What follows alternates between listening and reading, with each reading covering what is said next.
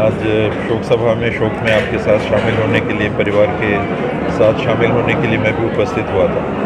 आज की उपस्थिति मात्र सामाजिक लगता है कि सबसे बड़ी पार्टी कांग्रेस सामने आएगी। बहुमत मिलता है कि नहीं, इसी पे संशय लगा हुआ है। मुझे तो लगता है कि कांग्रेस को बहुमत मिल जाएगा। द्वेषपूर्ण कार्रवाई होती है तो फिर ईडी जैसी संस्था के कार्य प्रणाली पे प्रश्न चिन्ह लगते हैं। कार्रवाई निष्पक्ष दिखनी चाहिए। किसी एक राजनीतिक समूह या व्यक्ति के खिलाफ कार्रवाई नहीं दिखनी चाहिए। अगर कहीं भ्रष्टाचार हो रहा है तो ये माना नहीं जा सकता कि कोई एक राजनीतिक दल से जुड़े हुए कुछ लोग ही भ्रष्टाचार में संलिप्त हैं। हजारों लाखों लोग हो सकते हैं, अनेकों पार्टियों के, सत्ताधारी केंद्र की पार्टी है। जब ऑपरेशन लोटस की बात आती है तो किस चीज़ के आधार पर ऑपरेशन लोटस होता है?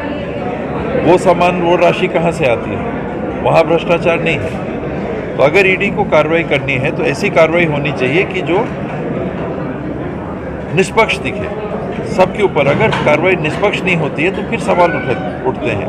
ये तो बदले की भावना से कार्रवाई करने के लिए सब किया जा रहा है, और जो उसका गुण दोष होता है वो छुप जाता है। ये संवैधानिक संस्थाएं हैं, राष्ट्रीय स्तर की संस्थाएं हैं।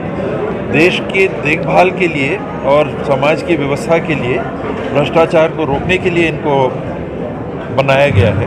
किसी व्यक्ति या पार्टी या सत्ताधारी दल के उपयोग के लिए ये नहीं बनी। जब ऐसा दिखता है तो प्रश्न चिन्ह लगता है, वरना कार्रवाई है वो होती है। पार्टी के सदस्य होने के नाते आदमी जिस पार्टी में है उस पार्टी के अधीन रहता है। निर्णय तो सीनियर्स जो हैं, हाईकमांड है, पार्टी का स्ट्रक्चर है, वो तय करता है। किसको क्या भूमिका देंगे वो तय करते हैं। अगर वो आपके मन मुताबिक ना हुआ तो अगर जो भूमिका मिलेगी वो करेंगे। कहेंगे एक पोलिंग बूथ में काम करो तो एक पोलिंग बूथ में काम करूंगा। कहेंगे कि 10 में काम करो तो मैं 10 में काम करूंगा। वो कहेंगे 1000 पोलिंग बूथ में काम करो तो मैं 1000 पोलिंग बूथ में काम करूंगा। कहेंगे जिले में काम करो, मैं जिले में काम करूंगा। जिस दिन कह दूंगा तो फिर चुनाव नहीं लड़ूंगा। मैंने ये कहा था कि मेरा मन इस बार नहीं हो रहा है। ये 3 चुनाव सभी के सहयोग से लड़ने का और सफल होने का मौका मिला, और तीनों बार मन में था कि लड़ के देखते हैं, काम करके देखेंगे, मदद हो सकेगी लोगों की।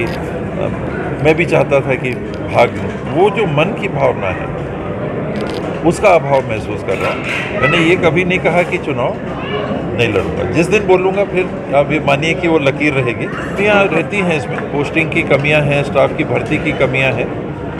अभी हाल में बड़ी मुश्किल से सुप्रीम कोर्ट का जो फैसला आया आरक्षण के मामले में, उसके बाद भर्तियां पुनः चालू हो गई हैं। तो स्वास्थ्य विभाग में भी चतुर्थ वर्ग, तृतीय वर्ग, डॉक्टर्स, स्पेशलिस्ट, ये सब की भर्तियां प्रारंभ हो गई हैं। और करीब कल ही विभागीय समीक्षा हम लोगों ने की।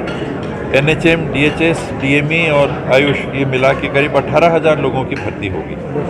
18,000 पर चतुर्थ वर्ग लेके नीचे से ऊपर तक के जितने पद जिसकी स्वीकृति मिली है, इनकी भर्ती 18,000 तो चिन्हांकित पद है।